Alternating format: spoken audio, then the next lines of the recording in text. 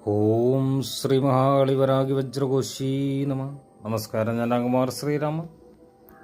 എല്ലാവർക്കും ദേവിയുടെ അനുഗ്രഹം ഉണ്ടാവട്ടെ. അപ്പോൾ ഇന്ന് 17/8/2025 മുതൽ 16/8/2026 വരെയുള്ള മകയിരം 3-4 പാദത്തിലും തിരുവാതിര പുണർതം 1-2-3 പാദത്തിലുമുള്ള മിഥുനക്കൂറുകാരുടെ നക്ഷത്രഫലമാണ് പറയാൻ പോകുന്നത്.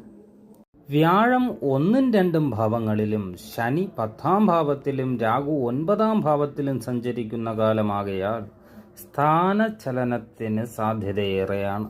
അതായത് നിങ്ങൾ ഇരിക്കുന്ന പൊസിഷനിൽ നിന്നും നിങ്ങളെ മാറ്റാനോ ഇറക്കി വിടാനോ ഒരുപാട് പേരുടെ സമ്മർദ്ദമുണ്ടാകാം. എന്നിരുന്നാലും ധനസമ്പാദ്യത്തിന് ഒരുപാട് അവസരങ്ങൾ വന്നു ചേരാൻ സാധ്യതയുണ്ട്. ഈ കൂറുകാർ ശ്രദ്ധയോടെ കൈകാര്യം ചെയ്താൽ വളരെയേറെ നല്ലൊരു മാസമാണ് ചിങ്ങമാസം. ശത്രുനാശം, ധനപുഷ്ടി, ആരോഗ്യം, ഇങ്ങനെ നല്ല അനുകൂലമുള്ള ഒരു മാസമാണ് ചിങ്ങമാസം.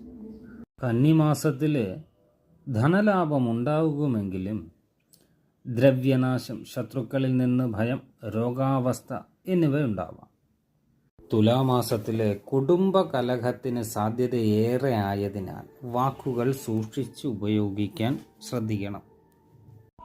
വൃശ്ചിക മാസത്തിലെ രോഗശമനവും ശത്രുക്കൾക്ക് നാശവും ദുഃഖശാന്തിയും സംഭവിക്കും.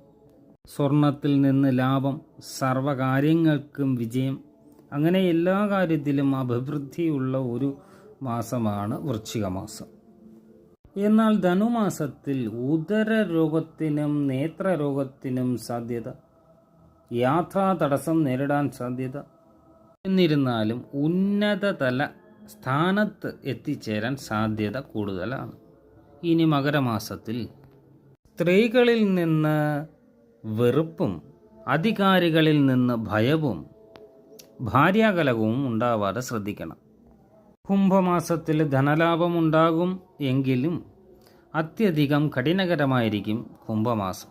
അതായത് രക്തകോപമുണ്ടാവാൻ സാധ്യതയുണ്ട്. ചതവ്, ഒടിവ്, ഇത്തരം പ്രശ്നങ്ങൾ അലട്ടാൻ സാധ്യതയുണ്ട്. മീനമാസത്തിൽ ഉദ്ദേശിച്ച കാര്യം നേടിയെടുക്കുമെങ്കിലും അഗ്നിഭയത്തിനും ധനനാശത്തിനും സാധ്യത. മേടമാസത്തിൽ ധനലാഭവും ശത്രുനാശവും ഉണ്ടാകുമെങ്കിലും ഉദരരോഗത്തിനും ഭയത്തിനും ബന്ധനത്തിനും സാധ്യത കൂടുതലാണ്. ഇടവമാസം വളരെ അനുകൂലമായൊരു മാസമാണ്. കർക്കിടക മാസം വളരെ മോശ സമയമാണ്. ആരിൽ നിന്നും വഞ്ചിക്കപ്പെടാതിരിക്കാൻ ശ്രദ്ധിക്കണം.